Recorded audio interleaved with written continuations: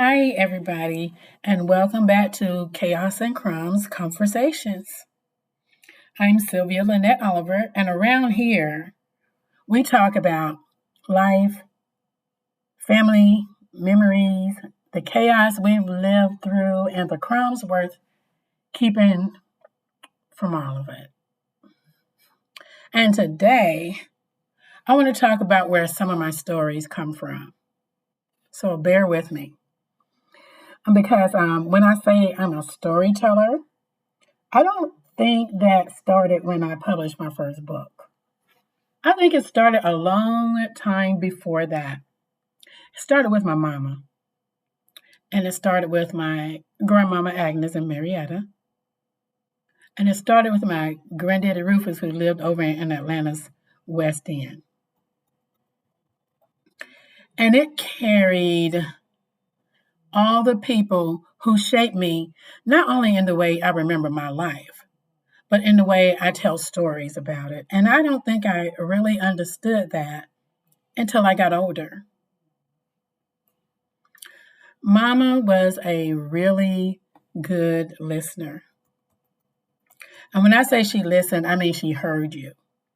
You could tell her something. And later, when she was talking to you about something else, she'd bring back a part of what you said into the conversation that you're having then. And that let you know, oh, she really heard me. What I said mattered to her. And Mama made us all feel like we were smart, like we were special, like whatever we had to say was worth listening to. She was a very strong person, intellectually, physically, which is what I want to bring up. How physically strong my mom seemed to me as a child.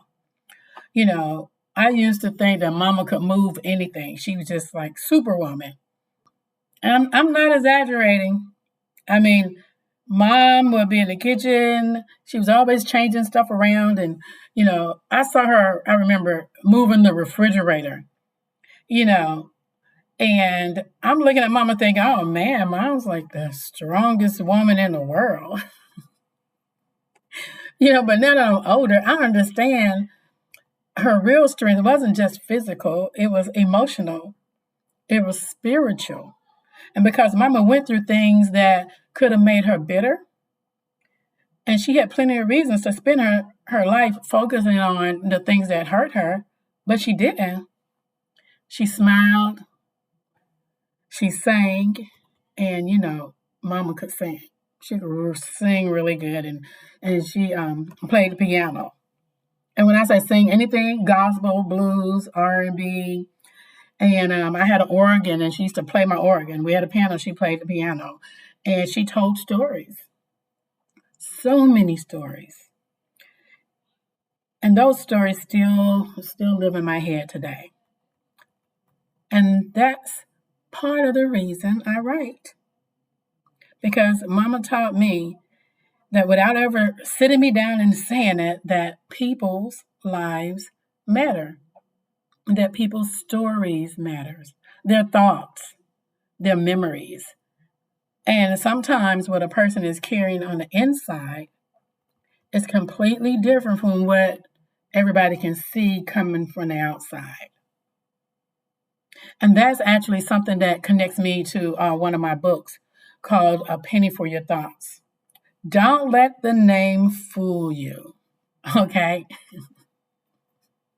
Don't let it fool you. As a matter of fact, let it intrigue you into wanting to go and read it. It's a fiction book, but of course that idea, like, what if you could really know what another person is thinking, fascinates me. And like I said, even though I'm saying that, I'm not giving any information out. You got to get to the book. But anyway, Mama was somebody who made you feel like she wanted you to know what somebody was thinking. Not just what you said, but what you meant. Anything that I said, she looked deeper into it. Okay? Anything I did, she looked deeper into it. And not just with me. That was just Mama. And I think that I carried that with me. Okay, then there was my grandmama Agnes, who lived in Marietta, but as mom said, Marietta. Okay, and if you're from Marietta, you're gonna say Marietta. All right, don't try to get all fancy. Marietta, no, it's Marietta. Okay, and the best way I know how to describe my grandmama Marietta is wildflowers. Okay, and that might sound strange, but stay with me. Okay, you know how wildflowers just grow across the field? They're everywhere, all different, and somehow the whole thing is beautiful. That's how it was when I used to go see my grandmama in Marietta. You know, that's how we would talk at home. We'd be like, oh, we're going to see grandmama in Marietta. Anyway, grandmama's house, it was clean. It was in order, but it was always full of people. Cousins, aunts, uncles, friends. Somebody was always coming and going in that house. And grandma was cooking. And when I say cooking, I mean cooking. Greens, hams, yams, beans, cream corn, not canned corn, shucked, cut off the cob, fried cream corn, cornbread, homemade, Mrs. Cake's pies, everything. That was grandmama's house. And the desserts, I mean, you wouldn't be just sitting in the dining room waiting on somebody to cut a cake. You wouldn't. You can just go get a piece. Grandma didn't care. I'm trying to think, did we ever even ask? She was like, I cooked this food, come eat it. You know, nobody had to tell us every little thing. You know, we knew the rules. We knew how far we could go. And we knew not to cross grandmama's line. I learned that one day the wrong way. Okay. I used to get in trouble a lot. Yeah, I did. My mouth got me in so much trouble. My attitude got me in so much trouble. Okay, so one day I was visiting Grandmama Marietta, and me and my cousin Lisa and my cousin Bucky, you know, we were all outside playing, and I don't know all the details. I can't remember them. But I do remember Bucky sprayed me with the water hose. And I got so mad that I lost the idea of where I was. And I ran into the house and I said, and I couldn't even get the whole thing out, Grandma, you better get Bucky. And I got nothing else out my mouth. She just stopped me right there. She said, who are you talking to? And she told me off. And I had to sit down for a little while. I couldn't go back outside for a minute. You know, that was grandmama. But then after a while, you know, she sat down and go, why are you still sitting over there? You go, come back outside. You know, it was grandma. Everybody talk about grandmama was mean, but I don't know. Maybe I just didn't see the mean straight. But, you know, there was boundaries. There was boundaries, and there was freedom inside those boundaries. And there was so much love that everybody felt comfortable being there. They felt comfortable talking about how they grew up and the whoopings they got and everything else, and the whoopings were still surrounded with, you know, the love that grandma had. You know, it's just it. And so when I look back now, I see so much of my grandmama and my mama, almost like a carbon copy. You know, mama helped raise her younger brothers and sisters while grandmama worked, and they looked up to her, you know. And I'm not gonna say like a second mama, like the honored big sister that she was, and she took care of them, and she was there for them when grandmama couldn't be there. So when we came around, it was almost like my grandmama was the queen and my mama was the princess. That was the hierarchy. And they respected her. And I watched that generation to generation. Grandmama poured something into my mama, and my mama poured it into us. And I am so very thankful for that. Okay, so I can't talk about my mama and my grandmama without talking about one of my most favorite people in the world, my granddaddy Rufus. He and grandmama were divorced. And so he had remarried. So he didn't live in Marietta. He lived in Atlanta West End. And when I was little, he was a tall Cherokee man. And when I say tall, to me, even looking back now, he seemed like he was about 7 feet tall. I'm sure he wasn't, but that's how I remember him. Big, tall, strong man. And I loved him so much. Look forward to seeing. We all did. Look forward to seeing him all the time. And,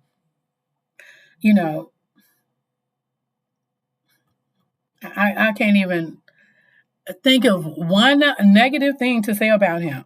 Nothing. Not his looks, his stature, the respect he held, his honor. I mean, he was a Cherokee man who walked into a room with a presence. But to me, more than anything, Granddaddy Rufus meant safety. Okay, so let me clarify that safety. Because my granddaddy Rufus, I could talk to him about anything. I would go over there all the time, but I could talk to him about anything. And just like mama, that's a trait that she, inherited from him. He listened. And he didn't immediately tell you that you were wrong. Because, I was wrong sometimes. I'm fussing. Like I said, I had an attitude. Okay, my mouth got me in a lot of trouble. But he would listen to me. He never said, "Oh, you got an attitude." He just never said that. I mean, apparently I didn't have an attitude when I talked to him, but or I did. But I could talk to him about anything, and he would listen. He would think about it, and even if you were wrong, he could still make you understand that he understood how you felt. Okay, my feelings were real and they mattered. And when I would go to his house, Grandma Willa Mae, she would be cooking, and I would help wash the dishes. And my sister Fleet was there too. They raised my sister Fleet. And just want to tell you, I adored my sister Fleet. Still do. I adored my sister Fleet. She did all the cool things. Like she played the guitar. She had all the cool records. Back then, records were the thing. All the albums. She had everything, all the music and all the cool hairstyles. Sometimes she had a little big afro. She was just, like my idol. And she was in the coolest house because Grandma Willa Mae taught me something about washing glasses. Just to say.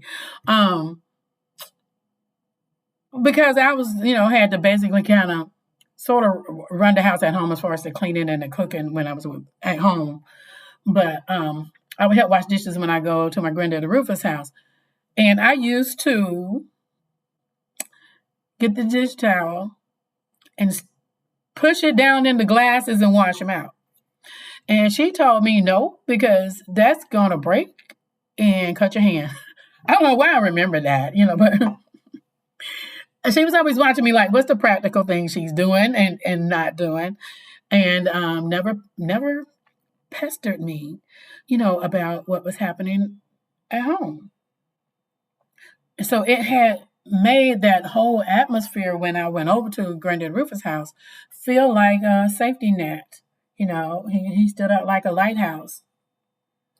Like a lighthouse when you're on a ship. Or not, I don't even want to say ship.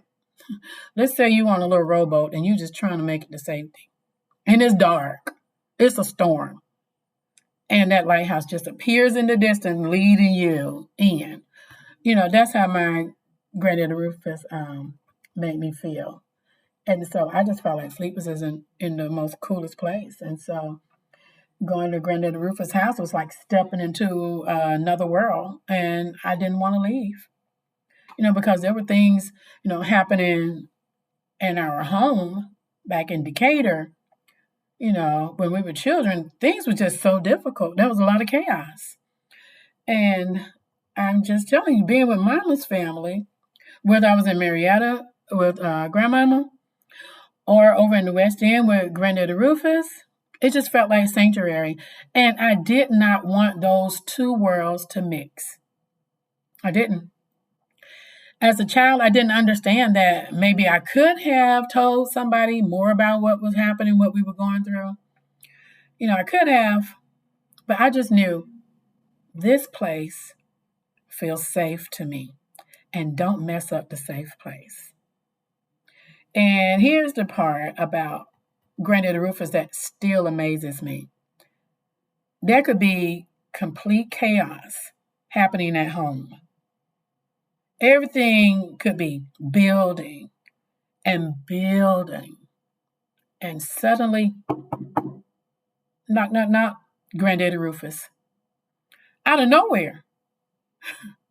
And like I said, we lived in the city of Decatur, and he lived in the West End. So it's not like he was around the corner.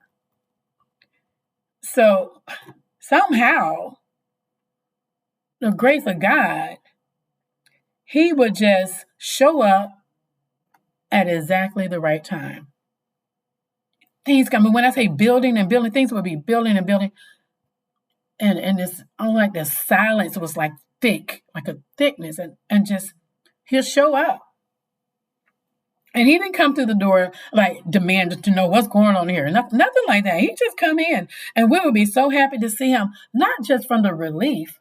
We were just so happy to see Granddaddy Rufus. And, everybody would just start talking and laughing. And somehow just his presence being there, everything just calmed down. And that's why I think about him as the lighthouse. He didn't come in and fight the storm. He shined a light to help us get through it.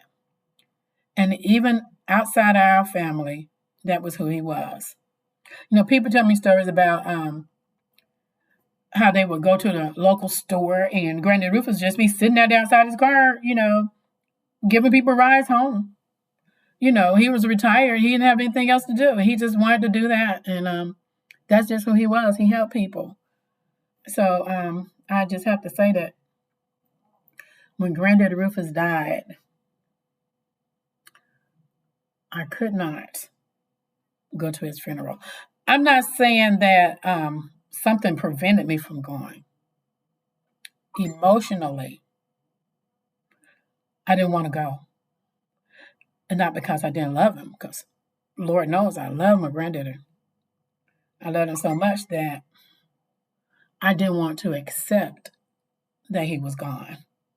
And back then, I lived in Illinois when he passed. And some part of me back then said, I can just pretend like I'm not seeing him because I'm not in Georgia.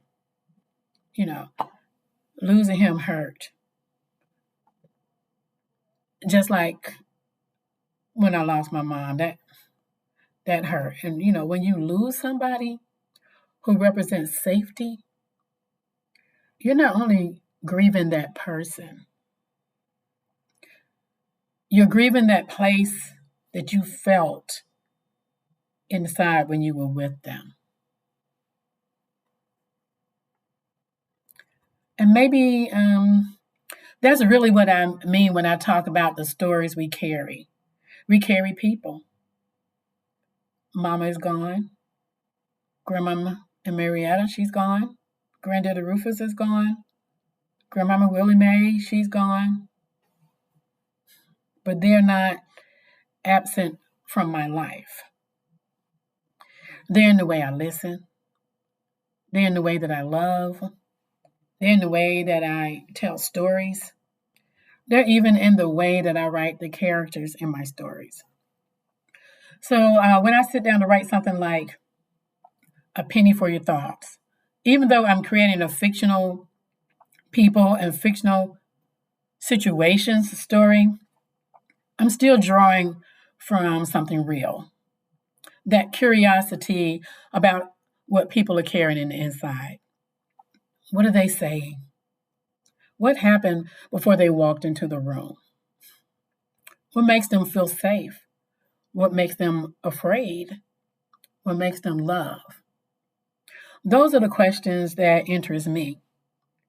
And maybe they interest me because I grew up surrounded by people whose lives taught me that there's always, always more to the story.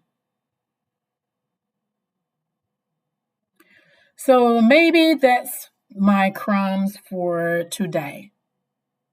Sometimes the people we love leave us long before we're ready, but they also leave things inside us.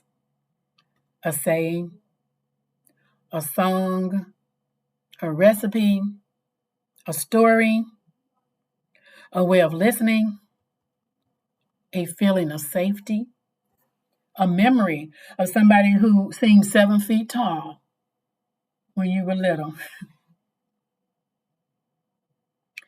And maybe part of our jobs is to keep those things alive. Okay? Tell the stories, say the names, remember them, and pass the good pieces forward.